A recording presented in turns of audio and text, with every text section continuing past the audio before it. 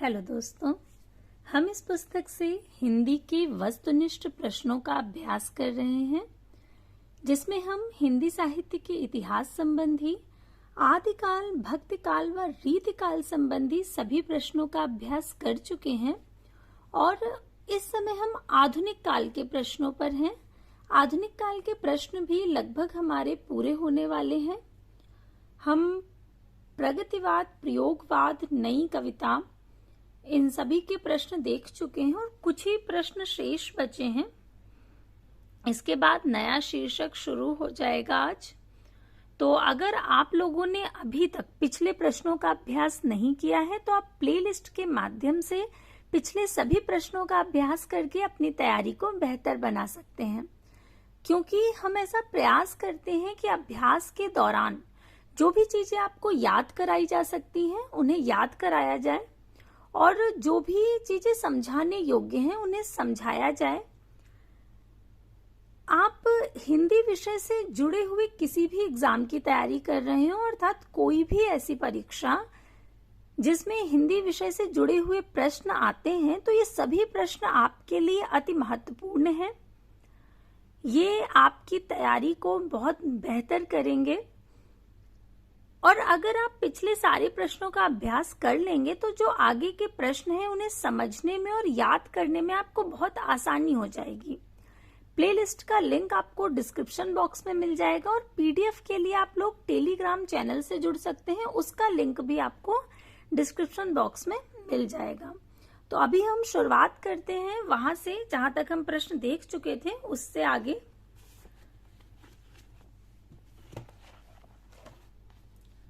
हमने यहां तक देख लिया था कि कवि धूमिल का पूरा नाम क्या था। तो सुदामा पांडे धूमिल, ये उनका पूरा नाम था, सुदामा पांडे। हिंदी साहित्य में कवि धूमिल का वास्तविक नाम सुदामा पांडे है। इनकी जो रचनाएं हैं, संसद से सड़क तक, कल सुनना मुझे, सुदामा पांडे का प्रजातंत्र, ये धूमिल द्वारा लिखे गए काव्य संग्रह है। किसान, जनतंत्र, मोचीराम धूमिल की ये अन्य महत्वपूर्ण कविताएं हैं। अगला प्रश्न है कि निम्नलिखित काव्य कृतियों को उनके कवियों के साथ सुमेलित कीजिए। कुछ काव्य कृतियां दी गई हैं, कुछ कवि दिए गए हैं और उन्हें सुमेलित करना है। तो देखते हैं। मुक्ति प्रसंग, खुशबू के शिलालेख, अनुभव के आकाश में चांद और रेणुका, ये काव्य कृतियां दी गई हैं। तो जो मुक्ति प्रसंग कृति है, यह है राजकमल चौधरी जी की। खुशबू के शिलालेख भवानी प्रसाद मिश्र जी की है। अनुभव के आकाश में चांद लीलाधर जगूड़ी जी की है और रेणुका रामधारी सिंह दिनकर जी की है। संशय का एक रात नरेश मेहता जी की कृति है। संशय की एक रात पे हम लोग विस्तार से चर्चा कर चुके हैं कि इसमें प्रभु श्री रामचंद्र जी के संशय को दिखाया गया है कि किस तरह से वे सोचते हैं, क्या जो मैं युद्ध करने जा रहा हूँ वो व्यक्तिगत है या सार्वजनिक है, क्या मैं अपने व्यक्तिगत हित के लिए इतने लोगों की जान दांव पर लगाने जा रहा हूँ। इस तरह के बहुत से संशय जो है ये प्रभु श्री रामचंद्र जी के मन में रहते हैं जब वे युद्ध करने जा रहे हैं। उसके पहले उनकी इच्छा नहीं है युद्ध करने की। वे कहते हैं, ये कुछ पंक्तियां याद आ रही हैं कि मुझे ऐसी जय नहीं चाहिए, बाण विद्ध पाखी सा विवश साम्राज्य नहीं चाहिए, मानो रक्त पग धरती आती सीता भी नहीं चाहिए, सीता भी नहीं। वे युद्ध करने की इच्छा नहीं है उनकी। वे कहते हैं, मैं केवल युद्ध को बचाना चाहता रहा हूं बंधु। ये पंक्ति बहुत महत्वपूर्ण है। बहुत बार ये पंक्ति देकर के भी पूछा जाता है कि ये पंक्ति कहाँ से ली है। तो ध्यान रखिएगा कि संशय की एक रात से ली गई है।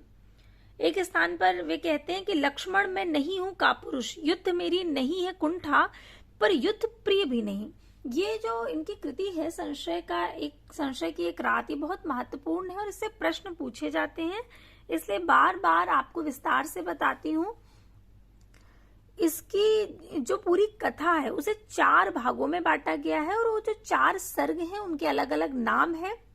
तो वो नाम भी बहुत बार परीक्षा में पूछे जाते हैं। तो इसके अनुसार विकल्प बी बिल्कुल सही होगा। अगला प्रश्न देखते हैं।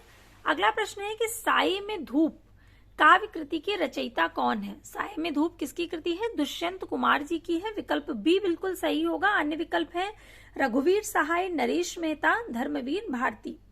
साय में धूप काव्य कृति के रचयिता दुष्यंत कुमार हैं। दुष्यंत कुमार को त्यागी या परदेशी या अनुरागी नाम से जाना जाता है। इनकी जो काव्य कृतियां हैं वे हैं सूर्य का स्वागत, आवाजों के घेरे, जलते हुए वन का वसंत। जबकि नरेश मेहता द्वारा रचित काव्य कृति है वन पाखी सुनो, बोलने दो चीड़ को, मेरा समर्पित एकांत, चैत्या उत्सवा आदि। रघुवीर सहाय द्वारा रचित सीढ़ियों पर धूप में आत्महत्या के विरुद्ध, हंसो हंसो जल्दी हंसो, लोग भूल गए हैं कुछ पते कुछ चिट्ठियां और एक समय था, ये उनकी हो गई। धर्मवीर भारती द्वारा रचित है ठंडा लोहा, अंधा युग, कनुप्रिया, 7 गीत वर्ष, देशांतर आदि। ये धर्मवीर भारती जी की काव्य कृतियां हैं। अगला प्रश्न है नई कविता के प्रवर्तक कौन थे? प्रताप नारायण मिश्र जी, प्रेमचंद, भारतेंदु हरिश्चंद्र या घनानंद? तो ये जो विकल्प हैं इन विकल्पों में से कोई भी सही नहीं है, क्योंकि नई कविता के प्रवर्तक हम लोग पहले भी देख चुके हैं। जब नई कविता की शुरुआत की थी तब देखा था कि नई कविता के जो प्रवर्तक हैं वो प्रमुख गीतकार डॉक्टर जगदीश गुप्त जी माने जाते हैं, जिन्होंने 1954 ईस्वी में नई कविता नामक एक पत्रिका की शुरुआत की थी। तभी से नई कविता का प्रारंभ माना जाता है। तो यहाँ पर ध्यान रखिएगा कि नई कविता के प्रवर्तक कौन है? जगदीश गुप्त जी। इन्होंने 1954 ईस्वी में नई कविता नामक पत्रिका की शुरुआत की थी और यहीं से आधुनिक काव्यधारा में नई कविता की शुरुआत मानी जाती है। अगला प्रश्न है कि नए इलाके में किसकी काव्य कृति है? तो नए इलाके में काव्य कृति है अरुण कमल की। अन्य विकल्प है बोधिसत्व, उदय प्रकाश, विनोद कुमार शुक्ल। तो विकल्प डी बिल्कुल सही है, अरुण कमल। नए इलाके में अपनी केवल धार, पुतली में संसार, सबूत आदि समकालीन कवि अरुण कमल की काव्य कृतियां हैं। क से कबूतर, सुनो कारीगर, उदय प्रकाश जी की काव्य कृतियां हैं। मगध कविता संग्रह के रचयिता कौन है? अशोक वाजपेयी, मोहन राकेश, श्रीकांत वर्मा या रघुवीर सहाय? तो विकल्प बी बिल्कुल सही होगा। मगध कविता संग्रह जो है ये श्रीकांत वर्मा जी का है। मगध, जलसाघर, माया दर्पण, भटका मेघ, दिनारंभ आदि नई कविता के समकालीन कवि श्रीकांत वर्मा की रचनाएं हैं। वही सीढ़ियों पर धूप में, आत्महत्या के विरुद्ध, हंसो हंसो जल्दी हंसो, लोग भूल गए हैं, इतिहास पुरुष आदि जो रचनाएं हैं वे रघुवीर सहाय जी की काव्य कृतियां हैं। इसके बाद अगला प्रश्न है कि निम्नलिखित में कौन सी रचना धर्मवीर भारती की नहीं है? ठंडा लोहा, कनुप्रिया, 7 गीत वर्ष या सूर्य का स्वागत? तो विकल्प डी सही होगा, सूर्य का स्वागत, क्योंकि सूर्य का स्वागत धर्मवीर भारती जी की कृति नहीं है, बल्कि ठंडा लोहा, कनुप्रिया और 7 गीत वर्ष ये तीनों ही धर्मवीर भारती जी की कृतियां हैं। सूर्य का स्वागत ये दुष्यंत कुमार जी की रचना है, इसलिए विकल्प डी सही होगा। धर्मवीर भारती जी की रचनाएं जो प्रमुख रचनाएं हैं वे दी गई हैं यहाँ पर व्याख्या भाग में। धर्मवीर भारती की रचनाओं में उनकी कविता है ठंडा लोहा, अंधा युग, कनुप्रिया, 7 गीत वर्ष व देशांतर, जिसमें कि जो ये अंधा युग है धर्मवीर भारती जी की कृति 1955 ईस्वी में प्रकाशित हुई थी और ये बहुत महत्वपूर्ण कृति है। बहुत से पाठ्यक्रम में ये लगी हुई है। अगर आप हिंदी विषय से जुड़े हुए किसी एग्जाम की तैयारी कर रहे हैं, कोई परीक्षा, तो उसके पाठ्यक्रम में अधिकांशतः पाठ्यक्रम में ये लगा दी जाती है अंधायुग धर्मवीर भारती। इसका प्रकाशन वर्ष बहुत पूछा जाता है कि कब प्रकाशित हुई थी, तो ध्यान रखिएगा 1955 ईस्वी में अंधायुग प्रकाशित हुई थी। कहानी संग्रह जो इनके हैं मुर्दों का गांव, स्वर्ग और पृथ्वी, चांद और टूटे हुए लोग, बंद गली का आखिरी मकान आदि। उपन्यास है गुनाहों का देवता, सूरज का 7वां घोड़ा। वहीं निबंध है ठेले पर हिमालय, पश्यंती, शब्दता, कहनी अनकहनी। एकांकी व नाटक में नदी प्यासी थी, नीली झील, आवाज का नीलाम आदि। और आलोचना है प्रगतिवाद, एक समीक्षा, साहित्य और मानव मूल्य। अगला प्रश्न है बलदेव खटिक किसकी कविता है? धूमिल की, बलदेव वंशी की, लीलाधर जगूड़ी की या इनमें से कोई नहीं? तो बलदेव खटिक जो कविता है ये लीलाधर जगूड़ी जी की है। बलदेव खटिक समकालीन हिंदी कविता के कवि लीलाधर जगूड़ी की कविता है। रात अब भी मौजूद है, बची हुई पृथ्वी, नाटक जारी है, अनुभव के आकाश में चांद, ये सभी लीलाधर जगूड़ी जी की काव्य कृतियां हैं। वहीं सुदामा पांडे का प्रजातंत्र, कल सुनना मुझे, संसद से सड़क तक आदि धूमिल की रचनाएं हैं। बच्चे की दुनिया, कोई आवाज नहीं, ये बलदेव वंशी की रचनाएं हैं। और अपनी केवल धार ये रचना है अरुण कमल जी की। अरुण कमल जी की रचनाएं बार बार आप देख रहे हैं कि पूछी जाती हैं, ये परीक्षाओं में बहुत महत्वपूर्ण है। तो अपनी केवल धार ये काव्य संकलन है अरुण कमल जी का। अन्य विकल्प है केदारनाथ अग्रवाल, केदारनाथ सिंह, सर्वेश्वर दयाल सक्सेना। तो विकल्प डी सही होगा, अरुण कमल। अपनी केवल धार काव्य संग्रह के रचयिता अरुण कमल हैं। सबूत तथा नए इलाके में अरुण कमल द्वारा रचित अन्य काव्य कृतियां हैं फूल नहीं रंग बोलते हैं, वसंत में हुई प्रसन्न पृथ्वी, पंख और पतवार नामक काव्य कृतियां प्रगतिवादी कवि केदारनाथ अग्रवाल द्वारा रचित हैं। वहीं कुआनो नदी सर्वेश्वर दयाल सक्सेना का तथा यहाँ से देखो केदारनाथ सिंह का काव्य संग्रह है। ये कुआनो नदी सर्वेश्वर दयाल सक्सेना जी की बहुत बार पूछी गई है कि कुआनो नदी किसकी रचना है, तो ध्यान रखिएगा कि ये सर्वेश्वर दयाल सक्सेना जी की रचना है। इसको हम इस तरह से याद रख सकते हैं कि जो नदी होती है वो हमारे लिए सर्वेश्वर है, पूजनीय है, हम उसे पूजते हैं। तो इस तरह से आप याद रख सकते हैं कि नदी क्या है, सर्वेश्वर है। तो कुआनो नदी सर्वेश्वर दयाल सक्सेना जी की कृति है। अगला प्रश्न है कि निम्नलिखित में से कौन नवगीत के प्रसिद्ध उन्नायक कवि हैं? वीरेंद्र मिश्र, भवानी प्रसाद मिश्र, दुष्यंत कुमार या सर्वेश्वर दयाल सक्सेना। तो विकल्प ए बिल्कुल सही होगा, वीरेंद्र मिश्र। आधुनिक हिंदी साहित्य में नई कविता, नई कहानी तथा नई आलोचना की भांति 1950 ईस्वी के आसपास नवगीत काव्य परंपरा का सूत्रपात हुआ। नवगीत के रचनाकारों ने अपने गीतों को नवगीत, नया गीत, प्रगीत, अगीत, लोकगीत आदि नामों से अभिहित किया। नवगीत काव्य परंपरा के उन्नायक कवियों में वीरेंद्र मिश्र, डॉक्टर शंभुनाथ सिंह, सोम ठाकुर, देवेंद्र शर्मा इंद्र, रविंद्र भ्रमर, राजेंद्र प्रसाद सिंह आदि हैं। इसके बाद अगला प्रश्न है कि संशय की एक रात के लेखक कौन है? तो अभी हम लोग संशय की एक रात पर विस्तार से चर्चा कर चुके हैं। ये नरेश मेहता जी की कृति है, विकल्प डी सही होगा। अन्य विकल्प है मुक्तिबोध, धूमिल और श्रीकांत वर्मा। संशय की एक रात तथा समय देवता ये लंबी कविता नरेश मेहता द्वारा रचित काव्य कृतियां हैं। संशय की एक रात में राम के सामने संशय यह है कि सीता के लिए युद्ध करना सार्वजनिक है या व्यक्तिगत, क्योंकि राम जो है वो व्यक्तिगत युद्ध में सेना को, प्रजा को झोंकना नहीं चाहते हैं। अभी हमने आपको कुछ पंक्तियां सुनाई थी कि मुझे ऐसी जय नहीं चाहिए, बाण विद्ध पाखी सा विवश साम्राज्य नहीं चाहिए, और मानव रक्त पग धरती आती सीता भी नहीं चाहिए। तो वही भाव है यहाँ पर, क्योंकि जो राम है वो व्यक्तिगत युद्ध में सेना को, प्रजा को झोंकना नहीं चाहते। संसद से सड़क तक कल सुनना मुझे, ये सुदामा पांडे धूमिल जी की रचनाएं हैं। संसद से सड़क तक कल सुनना मुझे और सुदामा पांडे का प्रजातंत्र। श्रीकांत वर्मा का काव्य संग्रह मगध है। चांद का मुंह टेढ़ा है मुक्तिबोध का प्रथम काव्य संग्रह है। इसे तो हम बहुत बार देख चुके हैं, तो बहुत अच्छे से याद हो गया है। चांद का मुंह टेढ़ा है कब प्रकाशित हुआ है, इस चीज को भी हमें ध्यान रखना है कि 1964 ईस्वी में। मुक्तिबोध जी की दो प्रमुख रचनाएं जो कि उनके काव्य संग्रह हैं, एक चांद का मुंह टेढ़ा है और एक भूरी भूरी खाक धूल। तो जो चांद का मुंह टेढ़ा है ये 1964 ईस्वी में प्रकाशित हुई और भूरी भूरी खाक धूल 1980 ईस्वी में प्रकाशित हुई है, ध्यान रखिएगा। नई कविता की प्रमुख प्रवृत्तियां कौन सी हैं? सरसता, चपलता, उन्मुक्तता या दृढ़ता। तो विकल्प बी सही होगा। नई कविता की जो प्रमुख प्रवृत्ति है वो उन्मुक्तता है।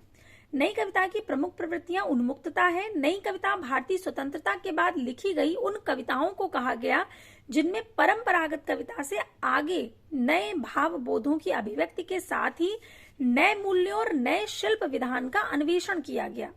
यह भी कहा जा सकता है कि प्रयोगवाद के बाद हिंदी कविता की जो नवीन काव्यधारा विकसित हुई उसे नई कविता कहा गया।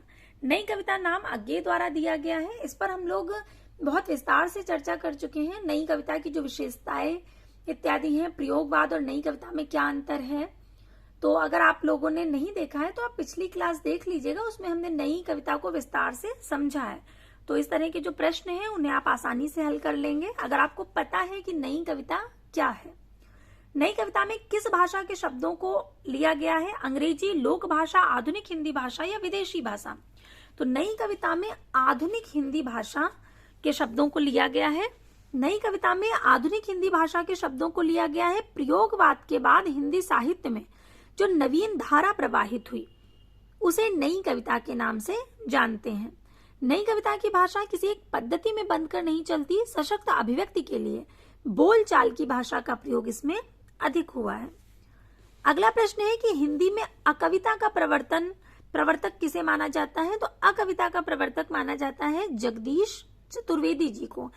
ये जब हमने देखे थे कि कौन कौन से आंदोलन कविता संबंधी हुए और उसके प्रवर्तक कौन हुए, तब हमने देखा था कि हिंदी में जो अकविता आई उसके प्रवर्तक हैं जगदीश चतुर्वेदी जी। वही अन्य विकल्प है मैथिली शरण गुप्त, जयशंकर प्रसाद व अज्ञे। हिंदी में अकविता का प्रवर्तक जगदीश चतुर्वेदी जी को माना जाता है।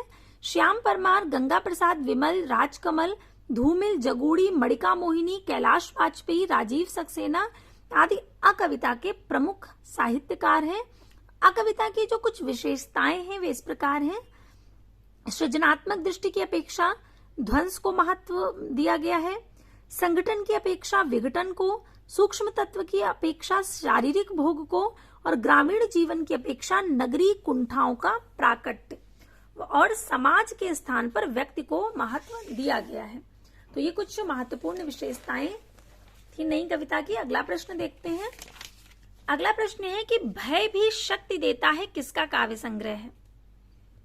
कितना अच्छा शीर्षक है, आकर्षक जिसे कह सकते हैं कि भय भी शक्ति देता है, और वास्तव में कई बार देता है। तो ये किसकी रचना है, किसका काव्य संग्रह है? तो ये है लीलाधर जगूड़ी जी का। अन्य विकल्प है नरेंद्र मोहन, जानकी वल्लभ शास्त्री व उदय प्रकाश। तो विकल्प डी सही होगा, लीलाधर जगूड़ी। इनकी जो अन्य काव्य कृतियां हैं वे है शंखमुखी शिखरों पर, नाटक जारी है। इसमें नाटक जारी है बहुत बार पूछा जाता है। नाटक जारी है किसकी रचना है? लीलाधर जगूड़ी की। नाटक और लीला मिलते जुलते शब्द हैं, तो आप याद रख सकते हैं जब इस तरह का प्रश्न आए कि नाटक जारी है किसकी रचना है, तो लीलाधर जगूड़ी जी की। नाटक से लीला शब्द आप याद रख सकते हैं कि नाटक भी एक प्रकार की लीला ही है। तो इस यात्रा में रात अब भी मौजूद है, बची हुई पृथ्वी, घबराए हुए शब्द आदि ये सब लीलाधर जगूड़ी जी की रचनाएं हैं। अगला प्रश्न है सदियों का संताप किसकी रचना है? बालकृष्ण शर्मा नवीन जी की, जयप्रकाश करदम जी की, ओम प्रकाश वाल्मीकि की या मोहनदास नैमिषारण्य की? तो विकल्प सी बिल्कुल ठीक होगा, ओम प्रकाश वाल्मीकि जी की। सदियों का संताप ओम प्रकाश वाल्मीकि द्वारा रचित काव्य संग्रह है। इनके अन्य काव्य संग्रह हैं बस बहुत हो चुका, अब और नहीं, शब्द झूठ नहीं बोलते आदि। जूठन शीर्षक से लिखित इनकी आत्मकथा का अनेक भाषाओं में अनुवाद हो चुका है। ये भी बहुत महत्वपूर्ण कृति है जूठन, ये भी पाठ्यक्रम में लगी रहती है। ये इनकी आत्मकथा है ओम प्रकाश वाल्मीकि जी की। देखिए वही प्रश्न आ गया, नाटक जारी है कि नाटक जारी है काव्य संग्रह के रचयिता कौन है? अभी अभी जैसा कि आपको बताया था कि ये प्रश्न बहुत पूछा जाता है, नाटक जारी है किसकी कृति है? तो आप इसको ऐसे याद रख सकते हैं कि नाटक और लीला बहुत मिलते जुलते से हैं, तो लीलाधर जगूड़ी जी की है, विकल्प डी सही होगा। अन्य विकल्प है श्रीकांत वर्मा, धूमिल, चंद्रकांत, देवताले। नाटक जारी है काव्य संग्रह के रचयिता लीलाधर जगूड़ी हैं। इनकी जो अन्य काव्य रचनाएं हैं, अन्य प्रमुख रचनाएं, वे हैं शंखमुखी शिखरों पर, इस यात्रा में रात अब भी मौजूद है, बची हुई पृथ्वी, घबराए हुए शब्द व भय भी शक्ति देता है। भय भी शक्ति देता है किसकी रचना है? लीलाधर जगूड़ी जी की। अभी हमने देखा था ऊपर। धूमिल जी की रचनाएं हैं संसद से सड़क तक, कल सुनना मुझे, सुदामा पांडे का प्रजातंत्र। ये तीनों ही रचनाएं हम बहुत बार पढ़ चुके हैं, पिछली क्लास में भी ये कई जगह आई थी और ये बहुत महत्वपूर्ण है, पूछी जाती हैं, तो ध्यान रखिएगा और याद भी हो गई होंगी आपको बार बार सुनते सुनते ही। अगला प्रश्न है कि निम्नलिखित में से कौन सी विशेषता नई कविता की नहीं है? अनुभूति की प्रामाणिकता, नया भावबोध और नया शिल्प, छंदों का बंधन और क्षणवाद में विश्वास। तो विकल्प सी सही होगा, छंदों का बंधन। दी गई विशेषताओं में छंदों का बंधन नई कविता की विशेषता नहीं है, जबकि अन्य सभी नई कविता की विशेषताएं हैं। नई कविता धर्म व ईश्वर के अस्तित्व को पूर्णतः नकारती है, तो छंदों का बंधन ये उसकी विशेषता नहीं है नई कविता की।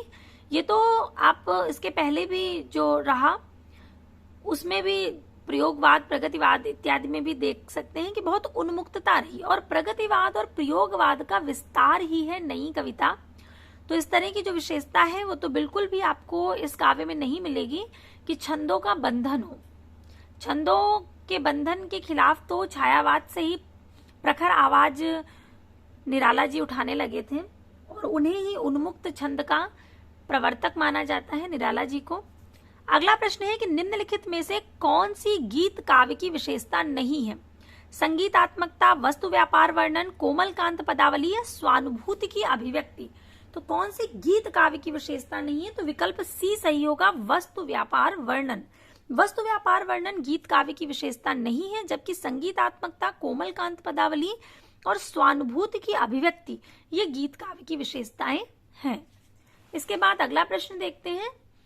अगला प्रश्न है कि निम्नलिखित रचनाओं में से किस रचना के काव्य नायक राम है? तो अभी हम लोग संशय की एक रात पर चर्चा कर रहे थे कि प्रभु श्री रामचंद्र जी के मन का जो संशय है वो इस कृति में दिखाया गया है। तो राम ही इसके नायक हैं। विकल्प ए सही होगा, संशय की एक रात। अगर आप क्लास को बहुत ध्यान से सुनते हैं तो बहुत से प्रश्न तो आपको ऐसे ही याद हो जाते होंगे। जैसे जब हम संशय की एक रात पर विस्तार से चर्चा करते हैं या किसी भी कृति पर जब हम विस्तार से चर्चा करते हैं तो उससे बनने वाले कई प्रश्न उसी समय हल हो जाते हैं और हमें समझ आ जाते हैं। तो अगर आप पिछली क्लास देख रहे हैं और बराबर जुड़े हुए हैं तो संशय की एक रात के जो 4 भाग हैं, 4 चरण, वो भी आपको खूब अच्छे से याद हो गए होंगे, उनके नाम और उसमें क्या है, उसकी कुछ प्रमुख जो पंक्तियां हैं, ये सारी पंक्तियां आपकी सुनी हुई होंगी। जब हम किसी चीज को सुन लेते हैं अच्छे से एक बार एक कहानी के रूप में, तब उससे जुड़े जो प्रश्न होते हैं वो हम बहुत आसानी से हल कर लेते हैं। तो इसी तरह से संशय की एक रात विकल्प ए सही होगा, क्योंकि इसमें प्रभु श्री रामचंद्र जी नायक हैं। अन्य विकल्प है रश्मिरथी, विष्णुप्रिया व कनुप्रिया। नरेश मेहता कृत संशय की एक रात काव्य के नायक राम है और यह रचना राम कथा पर आधारित है। रश्मिरथी दिनकर की और विष्णुप्रिया मैथिली शरण गुप्त की तथा कनुप्रिया धर्मवीर भारती की रचना है। रश्मिरथी का नायक कर्ण है और कनुप्रिया में नारी के मन की संवेदनाओं और प्रेम के नैसर्गिक सौंदर्य का अप्रतिम चित्रण है। इसके बाद अगला प्रश्न देखते हैं।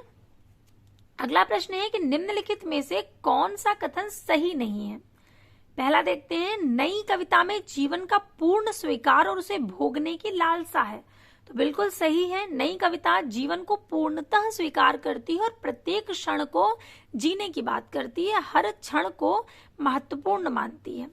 तो बिल्कुल सही है। अगला है कि नई कविता को हम नया भावबोध मानते हुए भी परंपरा से विच्छिन्न करके नहीं देख सकते। तो ये भी बिल्कुल सही है, नई कविता में आपको विस्तार मिलेगा, नया भावबोध मिलेगा, लेकिन जब आप नई कविता का आधार देखेंगे तो वो प्रगतिवाद और प्रयोगवाद ही है।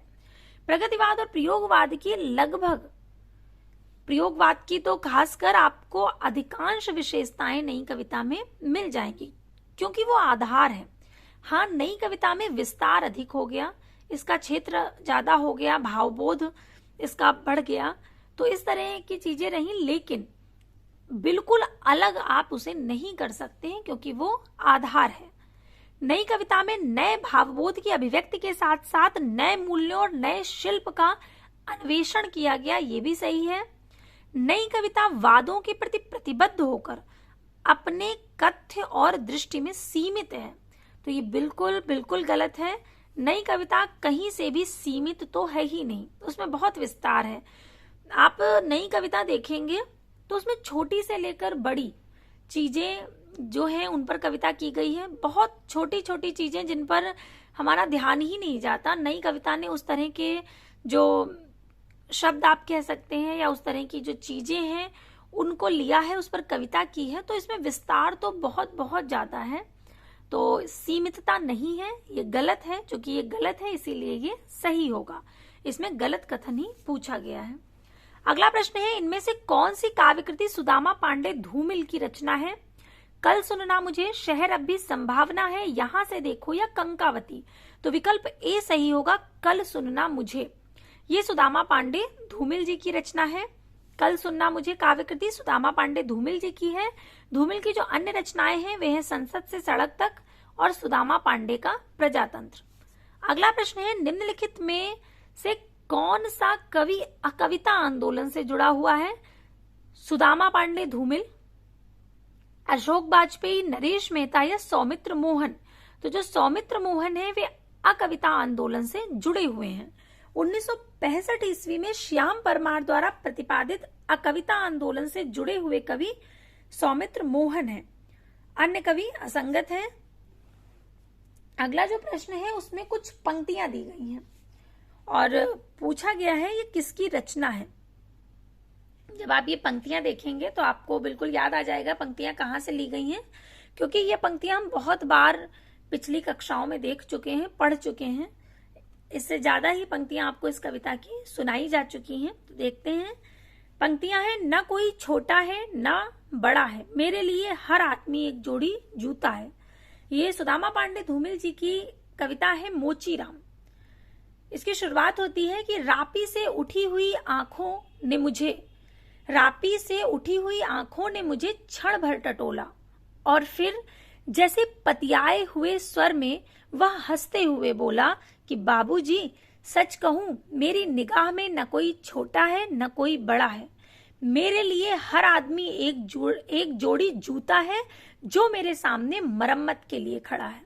तो ये पंक्तियां हैं मोचीराम कविता की, सुदामा पांडे धूमिल जिसके रचयिता हैं, जिन्होंने ये कविता लिखी है।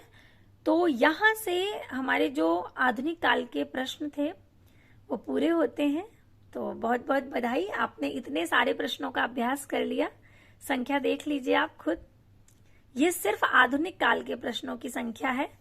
तो वास्तव में आप लोग बधाई के पात्र हैं कि इतना सारा अभ्यास हो गया है। अब इसके बाद जो शीर्षक शुरू होगा वो है हिंदी गद्य साहित्य का इतिहास। जिस तरह से हमने हिंदी साहित्य का इतिहास पढ़ा था, काव्य साहित्य का, उसी तरह से अब हम हिंदी गद्य साहित्य का इतिहास जो है उससे जुड़े हुए प्रश्नों को देखेंगे। हिंदी गद्य साहित्य का इतिहास शुरू तो बहुत पहले से होता है।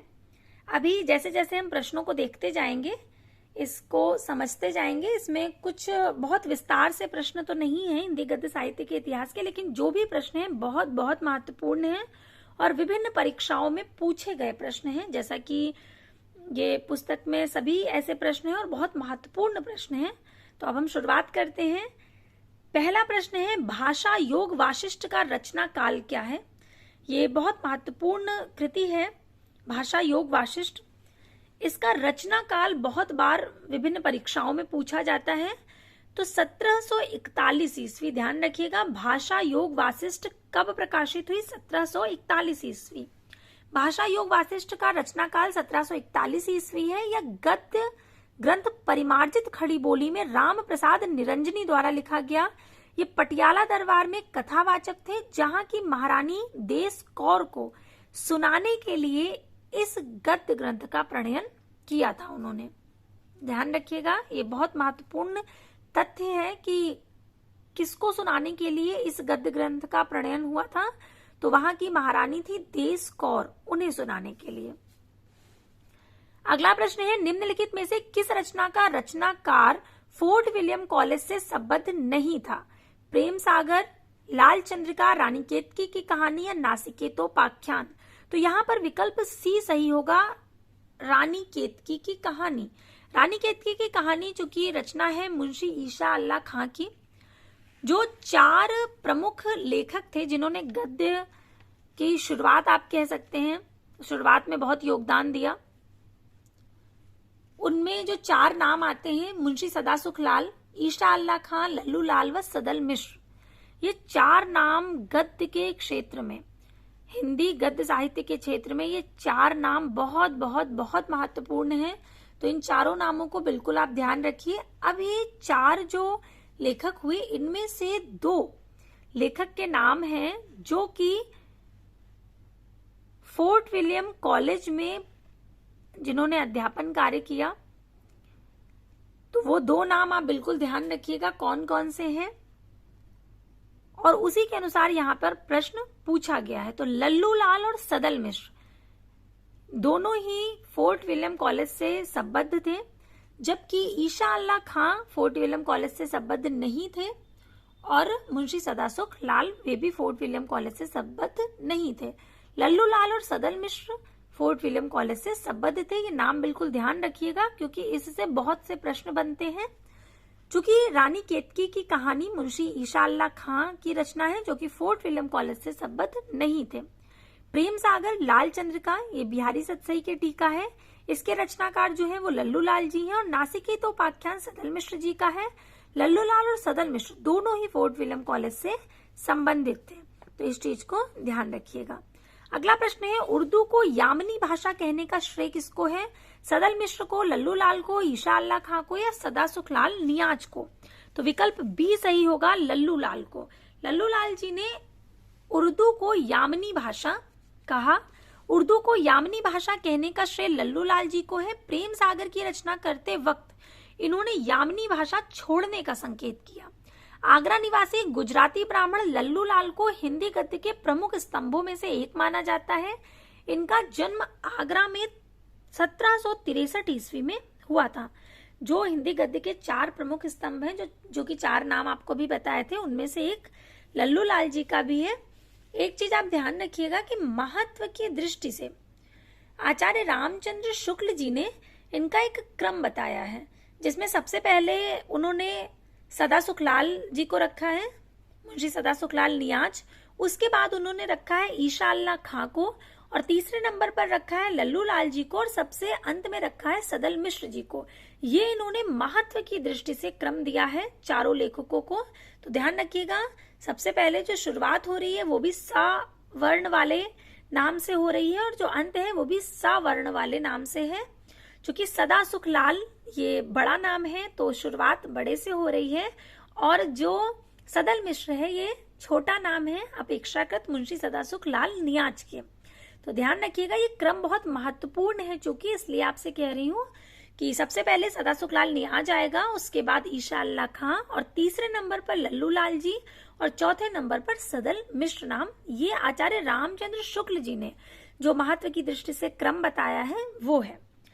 एक चीज बहुत आपको बार बार प्रश्न में पूछी जाएगी कि किस लेखक की जो भाषा है वो किस तरह की है, तो ध्यान रखिएगा जो मुंशी सदा सुखलाल नियाज थे ये संस्कृत मिश्रित जो हिंदी थी, अर्थात शिष्ट बोलचाल की भाषा के प्रवर्तक कह सकते हैं, अर्थात वे ऐसी भाषा लिखने पर जोर देते थे।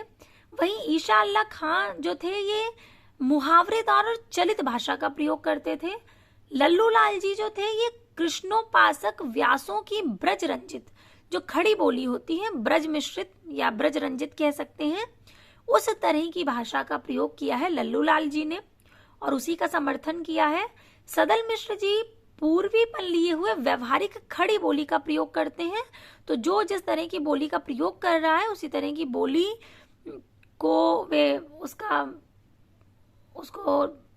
उसके प्रवर्तक कह सकते हैं। उस तरह की बोली लिखने के लिए वे लोगों को प्रोत्साहित करते थे। तो ये कुछ महत्वपूर्ण बातें हैं। इसके अतिरिक्त एक बात और आपको बता दूं कि ये चारों ही लेखक जहां से संबद्ध हैं, जहां से उनका जन्म स्थान है, ये भी बहुत महत्वपूर्ण है। बहुत बार जैसे प्रश्न आ जाता है कि लल्लू लाल जी कहाँ के थे, तो ध्यान रखिएगा ये आगरा के थे। वहीं सदा सुखलाल नियाज जी दिल्ली से थे, और ईशा अल्लाह खां पहले दिल्ली में रहते थे, इनका निवास वहां था, बाद में ये लखनऊ आ गए थे। वहीं सदल मिश्र बिहार जिला आरा स्थान शाहाबाद घुवड़िया के रहने वाले थे। इसमें एक बात बहुत महत्वपूर्ण है जो पूछी जाती है कि ऐसे हिंदी गद्य लेखक के 4 स्तंभों में से वे कौन हैं जो पहले दिल्ली में निवास करते थे और बाद में उन्होंने लखनऊ प्रस्थान किया था, तो ध्यान रखिएगा ईशा अल्लाह खां जी। इसके बाद आगे देखते हैं, ये हमने विस्तार से एक तरह से समझ लिया है चारों लेखकों के बारे में। इनकी प्रमुख रचनाएं हैं सिंहासन बत्तीसी लल्लू लाल जी की, बैताल पचीसी, प्रेम सागर, शकुंतला नाटक, माधोनल, ब्रज भाषा व्याकरण आदि। अगला प्रश्न है, रामचंद्र शुक्ल के अनुसार ईशा अल्लाह खां ने अपनी भाषा को किस प्रकार के शब्दों से मुक्त रखने की प्रतिज्ञा नहीं की थी? तो तत्सम शब्दों से मुक्त रखने की उन्होंने प्रतिज्ञा नहीं की थी। जैसा कि अभी हमने देखा कि जो ईशा अल्लाह खां जी थे उन्होंने मुहावरेदार और जो चलित भाषा होती है, जिसको चटकीली, मटकीली, मुहावरेदार और चलित भाषा कहा गया है, पुस्तक में आपको इसी तरह से लिखा हुआ मिलेगा। तो उस तरह की जो भाषा थी उसका समर्थन उन्होंने किया, लेकिन ऐसा नहीं था कि तत्सम शब्दों का प्रयोग ही नहीं करेंगे या उसे प्रयोग न करने की कसम खाली हो, ऐसा नहीं था, या प्रतिज्ञा कर ली हो, ऐसा बिल्कुल भी नहीं था। यही बात आचार्य रामचंद्र शुक्ल जी कहते हैं कि आचार्य रामचंद्र शुक्ल जी के अनुसार कि ईशा अल्लाह खां ने अपनी भाषा को किस प्रकार के शब्दों से मुक्त रखने की प्रतिज्ञा नहीं की थी। तो तत्सम, रामचंद्र शुक्ल जी के अनुसार ईसा अल्लाह खां ने अपनी भाषा को तत्सम के शब्दों से मुक्त रखने की प्रतिज्ञा नहीं की थी। ईशा अल्लाह खां ने अपनी भाषा को 3 प्रकार के शब्दों से मुक्त रखने की प्रतिज्ञा की थी। एक बाहर की बोली, अरबी, फारसी व तुर्की। इस तरह के शब्दों को वो अपने काव्य में नहीं चाहते थे और इसी तरह का समर्थन भी करते थे। अगला प्रश्न है, ईशा अल्लाह खां द्वारा कौन सी पुस्तक लिखी गई? तो रानी केतकी की कहानी, विकल्प डी बिल्कुल सही होगा। अन्य विकल्प है श्री कृष्ण चरित, प्रेम सागर व नहुष। ईशा अल्लाह खां द्वारा रानी केतकी की कहानी की रचना सन 1798 से 1803 के मध्य की गई। इसे उदय भान चरित नाम से भी जाना जाता है। ध्यान रखिएगा कि जो रानी केतकी की कहानी थी, इसे अन्य किस नाम से जाना जाता है, ये प्रश्न पूछा जाता है। तो उदय भान चरित नाम से। यह हिंदी की पहली मौलिक लिखित गद्य कथा है। प्रेम सागर लल्लू लाल जी की रचना है, जबकि नहुष मैथिली शरण गुप्त जी की। अगला प्रश्न है कि रामचंद्र शुक्ल जी के अनुसार खड़ी बोली गद्य की पहली रचना कौन सी है? तो आचार्य रामचंद्र शुक्ल जी ने चंद छंद वर्णन की महिमा को खड़ी बोली गद्य की पहली रचना माना है। अन्य विकल्प है गोरा बादल की कथा, कुतुब शतक, भाषा योग, वाशिष्ठ। आचार्य रामचंद्र शुक्ल अकबर के समय में गंग कवि द्वारा रचित चंद छंद वर्णन की महिमा से खड़ी बोली गद्य का प्रारंभ मानते हैं। भाषा योग वाशिष्ठ 1741 ईस्वी रामप्रसाद निरंजनी की पुस्तक है। वहीं आचार्य रामचंद्र शुक्ल जी ने इसे परिमार्जित गद्य की प्रथम पुस्तक माना तथा निरंजनी को प्रथम प्रौढ़ गद्य लेखक स्वीकार किया। अगला प्रश्न है, इतिहास तिमिर नाशक ग्रंथ का रचयिता कौन है? राजा लक्ष्मण सिंह, राजा शिव प्रसाद सितारे हिंद, बालकृष्ण भट्ट या भारतेंदु हरिश्चंद्र। तो इसमें विकल्प बी बिल्कुल सही होगा, राजा शिव प्रसाद सितारे हिंद। ये इतिहास तिमिर नाशक इनका ही ग्रंथ है, राजा शिव प्रसाद सितारे हिंद जी का। राजा शिव प्रसाद अरबी फारसी मिश्रित हिंदी के पक्षपाती थे। जैसा कि अभी हमने देखा ये इस प्रश्न में कि ईशा अल्लाह खां जी इस तरह की जो भाषा थी उसका विरोध करते थे, अर्थात वे कहते थे कि हिंदी भाषा में अरबी, फारसी और तुर्की शब्दों का प्रयोग नहीं होना चाहिए। वहीं आप देख सकते हैं कि राजा शिव प्रसाद सितारे हिंद जी जो हैं, ये अरबी फारसी मिश्रित जो हिंदी है उसके पक्षपाती हैं। ये भारतेंदु हरिश्चंद्र के गुरु भी थे। इनके अन्य महत्वपूर्ण जो इनकी रचनाएं हैं वे हैं राजा भोज का सपना, आलसियों का कोड़ा, मानव धर्मसार व गुटका। अगला प्रश्न है, सितारे हिंद किसकी उपाधि थी? तो अभी हम पढ़ रहे थे शिव प्रसाद सितारे हिंद, तो राजा शिव प्रसाद जी की उपाधि थी सितारे हिंद। अन्य विकल्प है श्रीनिवास दास, राजा लक्ष्मण सिंह और देवकी नंदन खत्री, लेकिन विकल्प ए बिल्कुल सही होगा, राजा शिव प्रसाद। सितारे हिंद राजा शिव प्रसाद सिंह की उपाधि थी। ये भारतेंदु हरिश्चंद्र जी के गुरु थे। राजा शिव प्रसाद सिंह की महत्वपूर्ण रचनाएं राजा भोज का सपना, इतिहास तिमिर नाशक, वामा मनोरंजन तथा विद्यांकुर आदि हैं। अगला प्रश्न है, इन लेखकों में कौन फोर्ट विलियम कॉलेज के अध्यापक थे? तो सदल मिश्र, विकल्प डी सही होगा। अभी आपको बताया था कि 2 लेखक ऐसे रहे जो कि फोर्ट विलियम कॉलेज के अध्यापक रहे, जिनमें एक नाम है लल्लू लाल जी का और दूसरा नाम है सदल मिश्र जी का। फोर्ट विलियम कॉलेज की स्थापना 1800 ईस्वी में तत्कालीन गवर्नर लॉर्ड वेलेजली ने की थी। लल्लू लाल और सदल मिश्र इस कॉलेज के प्राध्यापक थे। प्रेम सागर ग्रंथ की रचना लल्लू लाल ने की तथा चंद्रावली या नासिकेतोपाख्यान की रचना सदल मिश्र जी ने की। इसके बाद अगला प्रश्न है कि राजा भोज का सपना पुस्तक की भाषा क्या है? तो हिंदी उर्दू मिश्रित, विकल्प बी सही होगा। राजा भोज का सपना किसकी रचना है? राजा शिव प्रसाद सितारे हिंद जी की है। और सितारे हिंद जी किस तरह की भाषा का समर्थन करते हैं? तो उर्दू मिश्रित जो भाषा है उस तरह का समर्थन करते हैं। तो राजा भोज का सपना पुस्तक की भाषा भी वैसी ही होगी, हिंदी उर्दू मिश्रित। अन्य विकल्प है अवधी, अपभ्रंश व ब्रज भाषा। आचार्य रामचंद्र शुक्ल ने इनके संबंध में लिखा है कि प्रारंभ काल से ही वे ऐसी हिंदी के पक्षपाती थे जिसमें सर्वसाधारण के बीच प्रचलित अरबी फारसी शब्दों का स्वच्छंद प्रयोग हो। राजा शिव प्रसाद की अन्य महत्वपूर्ण रचनाएं हैं इतिहास तिमिरनाशक, वामा मनोरंजन, भूगोल हस्तामलक आदि। अगला प्रश्न है फोर्ट विलियम कॉलेज कहाँ स्थित है? तो कोलकाता में स्थित है। अन्य विकल्प है प्रयाग, मुंबई व Delhi. Fort William college Calcutta में स्थित है। इसकी स्थापना 1800 ईस्वी में वेलेजली ने की थी। लल्लू लाल और सदल मिश्र दोनों ही फोर्ट विलियम कॉलेज के प्राध्यापक थे।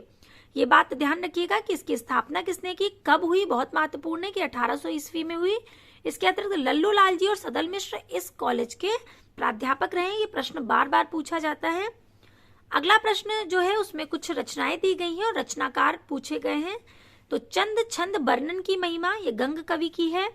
भाषा योग वाशिष्ठ राम प्रसाद निरंजनी जी की है, जिसका रचना काल अभी हमने देखा क्या था, 1741 ईस्वी। तो ध्यान रखिएगा। श्री पद्म पुराण की भाषा वचनिका पंडित दौलत राम नासिकेतोपाख्यान सदल मिश्र जी की रचना है। तो इसके अनुसार विकल्प ए बिल्कुल सही होगा।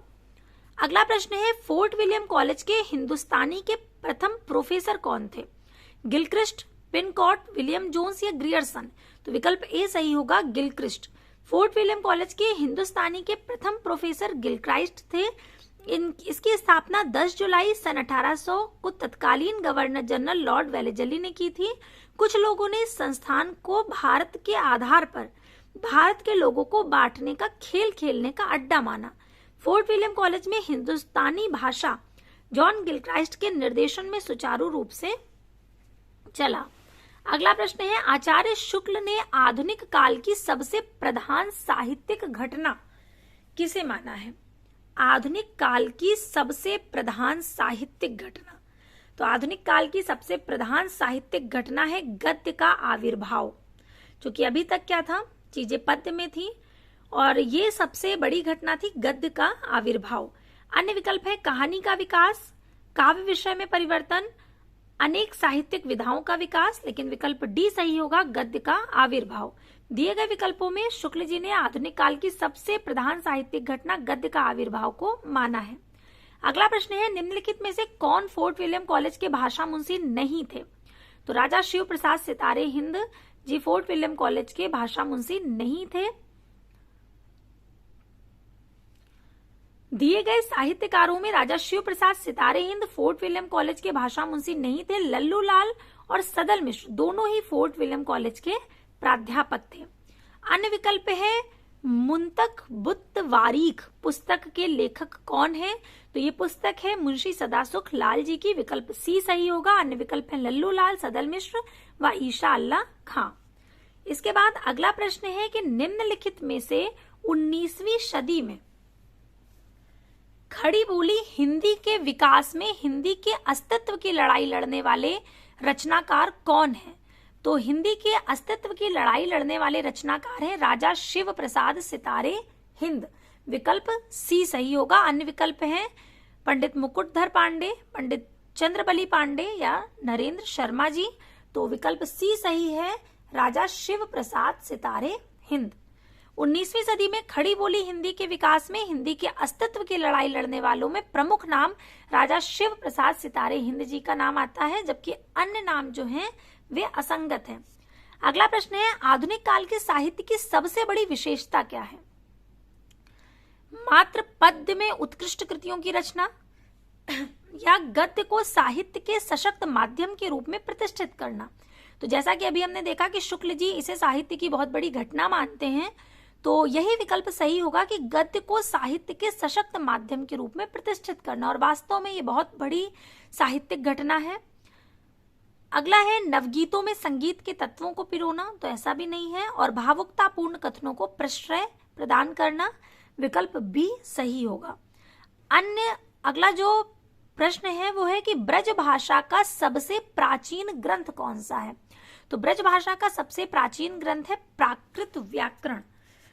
प्रस्तुत ग्रंथों में जो 4 विकल्प दिए गए हैं इनमें प्राकृत ग्रंथों में प्राकृत व्याकरण ये ब्रज भाषा का सबसे प्राचीन ग्रंथ है, जबकि अन्य नाम महाभारत कथा, हरिश्चंद्र पुराण, हरिवंश पुराण संस्कृत भाषा में है।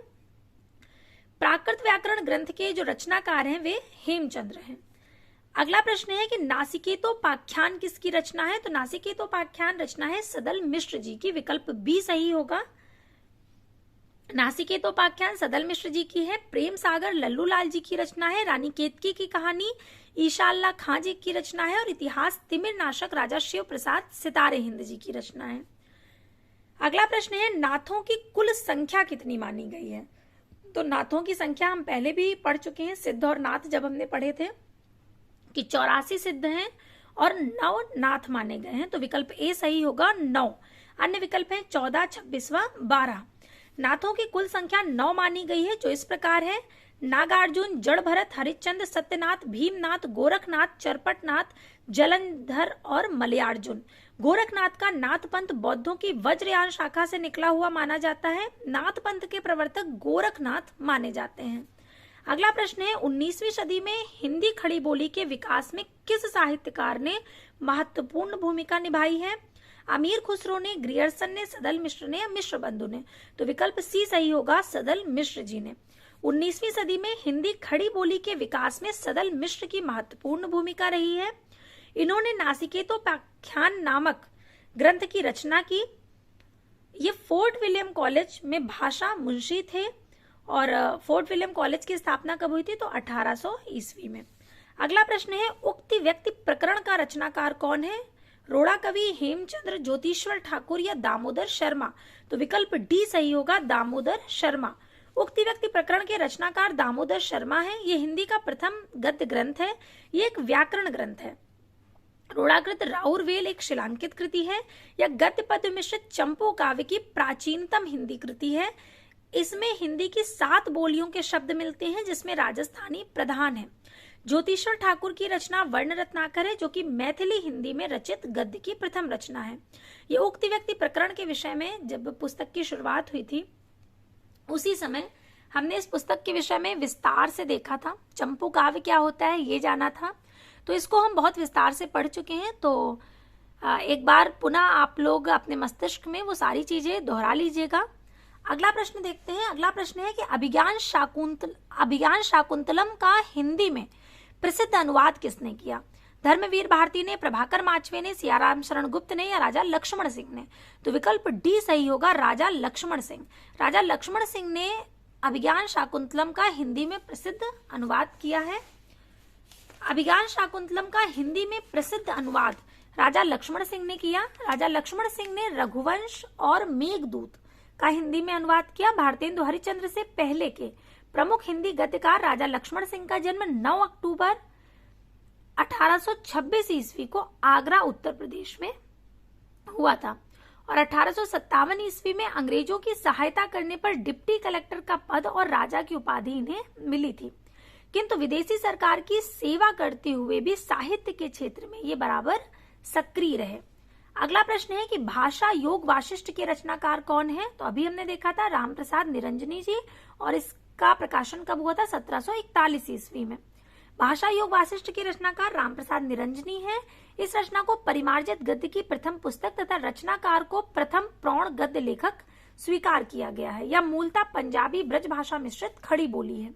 अगला प्रश्न है फोर्ट विलियम कॉलेज की स्थापना कब हुई थी? 1800 ईस्वी में, 1805 में, 1809 में, 1810 में? तो विकल्प ए सही होगा, 1800 ईस्वी में। फोर्ट विलियम कॉलेज की स्थापना 1800 ईस्वी में हुई। यह कलकत्ता में स्थित प्राच्य विधाओं और भाषाओं के अध्ययन का केंद्र है। इसकी स्थापना लॉर्ड वेलेजली ने की। इस संस्था द्वारा संस्कृत, अरबी, फारसी, बंगला, हिंदी, उर्दू आदि की पुस्तक का अनुवाद हुआ। खड़ी बोली के गद्य का प्रारंभिक रूप उपस्थित करने वाले 4 प्रमुख गद्य लेखकों का विशिष्ट स्थान है। इनमें से 2 गद्य लेखकों लल्लू लाल और सदल मिश्र ने फोर्ट विलियम कॉलेज में रह करके कार्य किया है। अगला प्रश्न है आलसियों का कोड़ा किसकी रचना है? लल्लू लाल की, सदल मिश्र की, मुंशी सदासुख लाल की या सितारे हिंद की? तो विकल्प डी सही होगा, सितारे हिंद जी की है। आलसियों का कोड़ा सितारे हिंद जी की रचना है। इनका पूरा नाम है राजा शिव प्रसाद सितारे हिंद। इनकी अन्य महत्वपूर्ण रचनाएं हैं मानव धर्मसार, भूगोल हस्तामलक, राजा भोज का सपना, वामा मनोरंजन, वर्णमाला, गुटका आदि। मुंशी सदासुख लाल नियाज की प्रमुख रचना सुख सागर और मुंतकबुत वारीख, जबकि लल्लू लाल ने प्रेम सागर या नागरी दशम नाम से रचना की। ये ध्यान रखिएगा कि प्रेम सागर का दूसरा नाम क्या है, पूछा जाता है। जिस तरह से अभी पहले हमने देखा कुछ रचनाओं के दो दो नाम होते हैं, या पहले कुछ नाम होता है और फिर उसको बदल करके दूसरा नाम कर दिया जाता है, इसी तरह से प्रेम सागर या नागरी दशम एक ही बात है। और सदल मिश्र ने चंद्रावली या नासिकेतोपाख्यान की रचना की। नासिकेतोपाख्यान का अन्य नाम क्या है? चंद्रावली। अगला प्रश्न है कि गंग कवि का जन्म स्थान क्या है? आगरा, इटावा, प्रयाग या गंगापुर नगर? तो विकल्प सी सही होगा, इटावा। गंग कवि का जन्म स्थान इटावा है। ये अकबर के दरबारी कवि एवं रहीम के मित्र थे। भारतीय साहित्य के अनुपम व्यक्तित्व के धनी गंग की प्रमुख रचना चंद छंद वर्णन की महिमा है। ये बहुत महत्वपूर्ण प्रश्न है। गंग कवि का जन्म स्थान बहुत बार पूछा जाता है। इसके बाद जो हम प्रश्न देखेंगे अगली क्लास में, ये गद्य साहित्य से संबंधित कुछ ही प्रश्न शेष रह गए हैं। इसके बाद नाटक व एकांकी संबंधी वस्तुनिष्ठ प्रश्न की शुरुआत हो जाएगी। तो आज के लिए हम लोग इतने ही प्रश्नों को रखते हैं। इसके आगे के प्रश्नों का अभ्यास हम अगली क्लास में करेंगे। तब तक के लिए धन्यवाद।